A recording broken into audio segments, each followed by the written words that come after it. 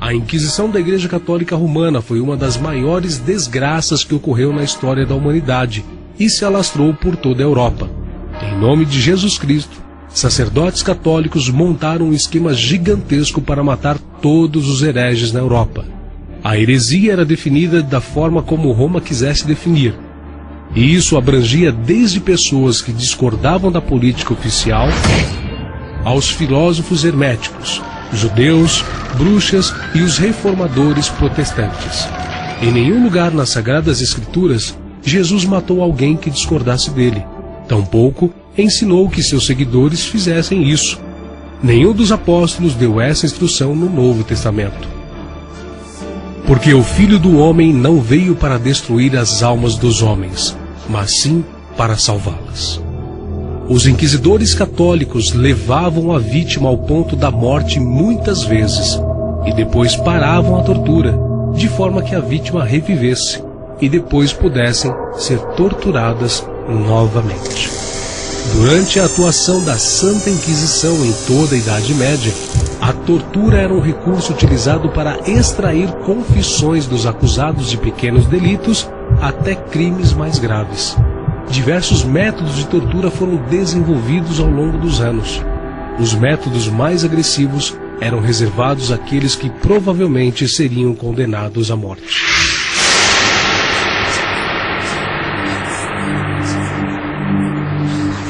Pesquisando os instrumentos e formas de tortura empregados pela Inquisição, percebe-se que estes não diferiam em nada daqueles empregados contra os mártires da Roma pagã.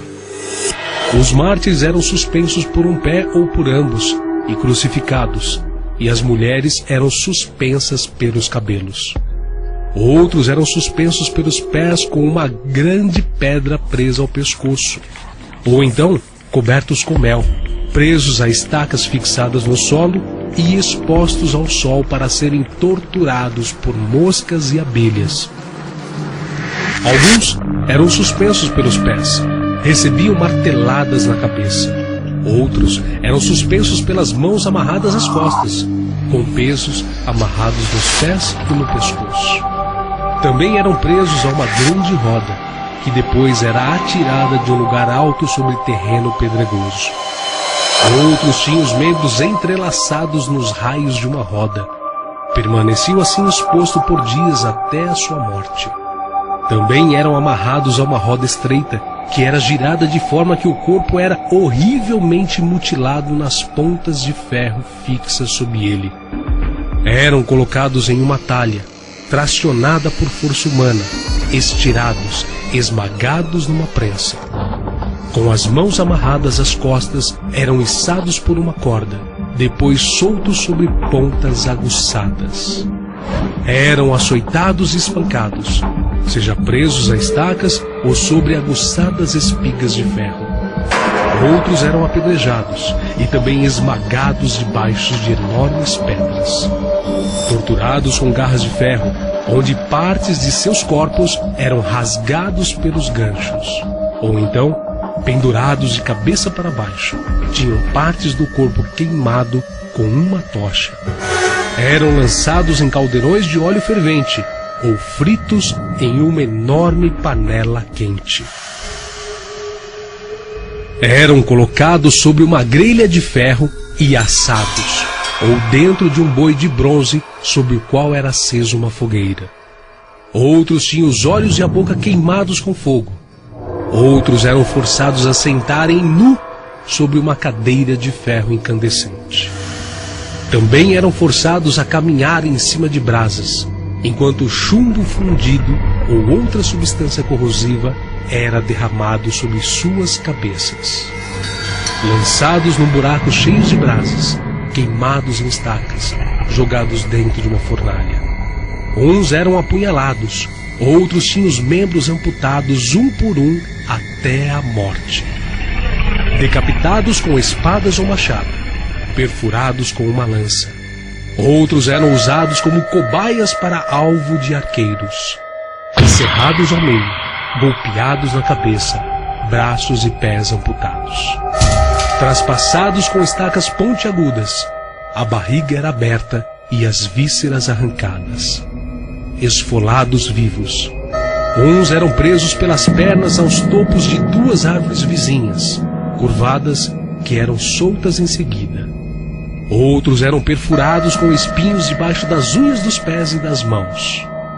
Os mártires eram presos numa rede e expostos a touros selvagens, jogados ao chão, nus para serem devorados por cães ferozes, amarrados para serem dilacerados por animais, arremessados de lugares altos, presos em caixas de chumbo e atirados em um rio, ou costurados em um saco com uma vibra e lançados ao mar, pendurados pelo queixo ou pendurados com peso sobre os ombros, presos em roda onde eram rolados sobre pontas afiadas ou sobre uma fogueira acesa, estirados sobre um cavalete ao ponto de terem os braços e pernas deslocados, colocados em barcos em chamas e lançados ao mar. As mulheres tinham os seios amputados, os homens a língua cortada, os dentes arrancados ou o olho perfurado. Outros eram presos nus em cavalos indomados e arrastados sobre terreno pedregoso.